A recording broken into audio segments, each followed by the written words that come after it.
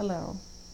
Today I want to talk to you about drug testing state welfare recipients. If the state were to send you a check outside of tax return season, would you accept it willingly? I know I would. Well, this is what drug testing welfare recipients will do as their funds come from taxes paid by the working class. See welfareinfo.org. Are there people on it who really need it? Yes, there are. There are also people on it who has found a way to beat the system and bypass the allowable 2 years they give you to receive benefits. There's a television show on YouTube called On Benefits and Proud. The video starts off showing a mom that is 37 years old, has 11 children, and she receives benefits for 8 of them.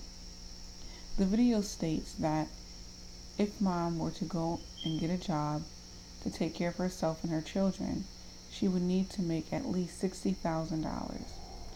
That there gives you an idea of how much money she's receiving.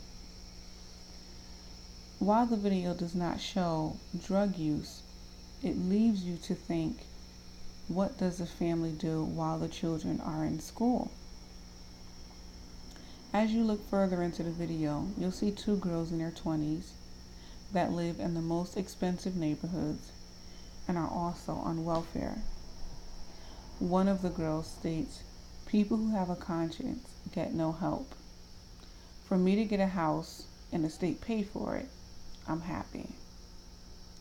Family like these end up breeding possible future recipients of the state. Right now, we're only talking about a handful of people that's in the video. But can you imagine how many others are out there?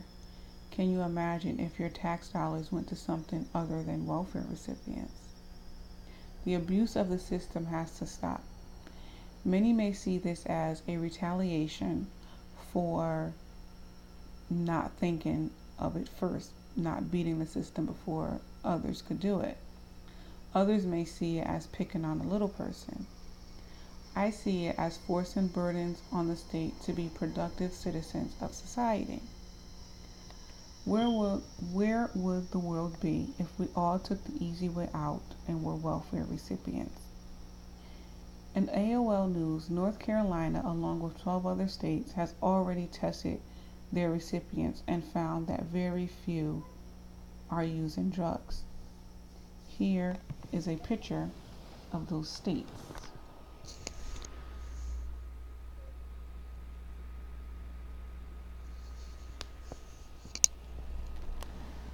Just because the recipients, the drug users, are minimal, does that mean we should stop the drug testing? I don't think so. I think that annually or quarterly checks will keep them honest. There was a brief time in my life where I had to seek assistance. I absolutely hated it. They wanted so much personal information right off the top that I nearly said, forget about it. The line just to get in the building was the length of the parking lot. And the parking lot had about 50 to 60 parking spaces. There were people of all races and all ages in the line.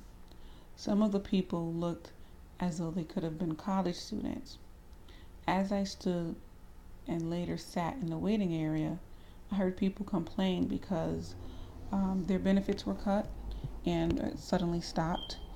And I thought to myself, wow, I'm one of them. I instantly felt ashamed because I'm able to work and I have the skills to work, but I just needed assistance. And actually at that time, I was working in the school system and I had the teacher schedule, which means I had summers off. I wasn't able to collect unemployment because I was told the day I was hired that I had to save money in the credit union to help cover me through the summer months.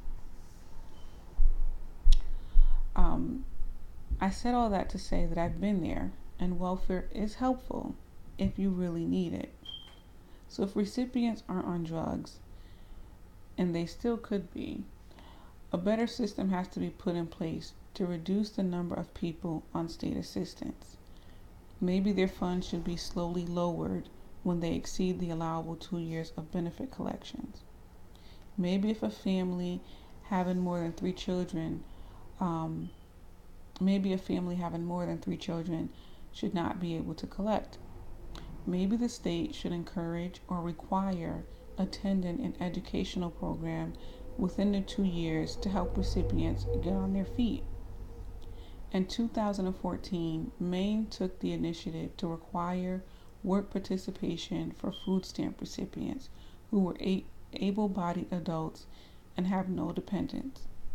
As a result, its caseload plummeted. This is something that would work if it was enforced.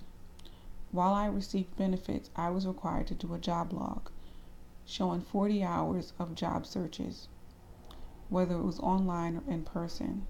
The job log needed to show where I applied, the dates I applied, the results of the application, and whether or not I followed up. That process alone was tiresome, but you needed to do it every week in order to receive the benefits. If caseworkers are willing to stay on their recipients, there's a possibility of